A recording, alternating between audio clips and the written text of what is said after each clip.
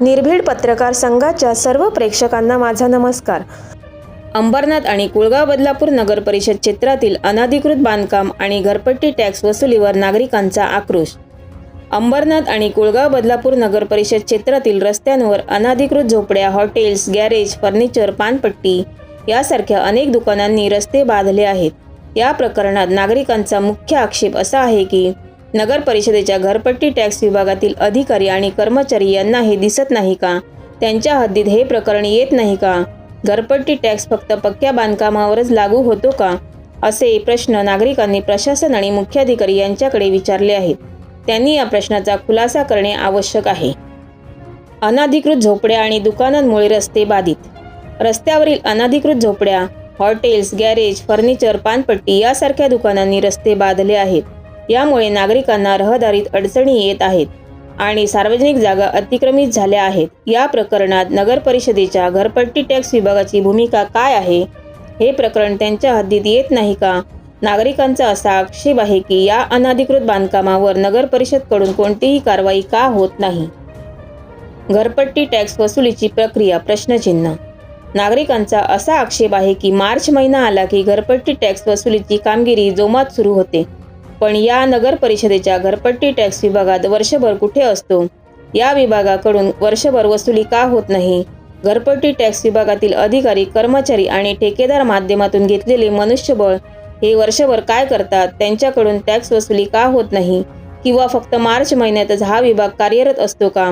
इतर महिन्यात हा विभाग बंद असतो का? किंवा प्रशासन आणि मुख्याधिकारी यांनी या विभागाला वसुली करू नका असे सांगितले आहे का? असे अनेक प्रश्न नागरिकांच्या मनात आहेत। अधिकारी आणि कर्मचाऱ्यांची जबाबदारी। घरपट्टी टॅक्स विभागातील अधिकारी, कर्मचारी आणि ठेकेदार माध्यमातून घेतलेले मनुष्यबळ हे वर्षभर काय करतात? त्यांच्याकडून टॅक्स वसुली का होत नाही? नागरिकांचा असा आक्षेप आहे की या विभागातील कर्मचारी फक्त मार्च महिन्यातच कार्यरत असतात आणि इतर महिन्यात त्यांची कार्यक्षमता शून्य असते।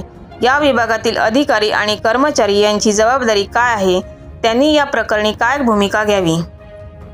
नागरिकांची टीका आणि आक्रोश। नागरिक असेही म्हणतात की घरपट्टी टॅक्स विभागातील अधिकारी, कर्मचारी आणि ठेकेदार माध्यमातून घेतलेले मनुष्यबळ यांच्या हाताला किंवा पायाला मेहंदी लावली आहे का?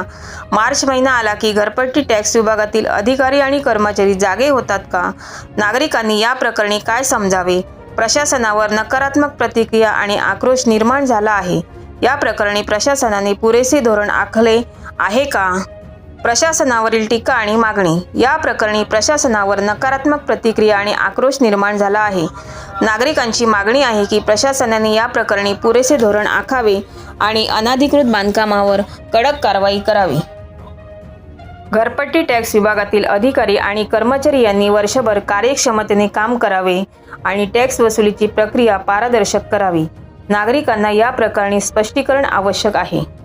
अंबरनाथ आणि कुळगाव बदलापूर नगर परिषद क्षेत्रातील अनधिकृत बांधकाम आणि घरपट्टी टॅक्स वसुलीच्या प्रक्रियेवर नागरिकांचा आक्रोश वाढत आहे। या प्रकरणी प्रशासनाने पुरेसे धोरण आखणे आवश्यक आहे। नागरिकांच्या प्रश्नांना उत्तरं देण्याची आणि त्यांच्या समस्यांचे निराकरण करण्याची वेळ आली आहे। प्रशासनाने या प्रकरणी कडक आणि पारदर्शक कारवाई करणे आवश्यक आहे। निर्भीड पत्रकार संघ ठाणे जिल्हा प्रतिनिधी संजय कदम।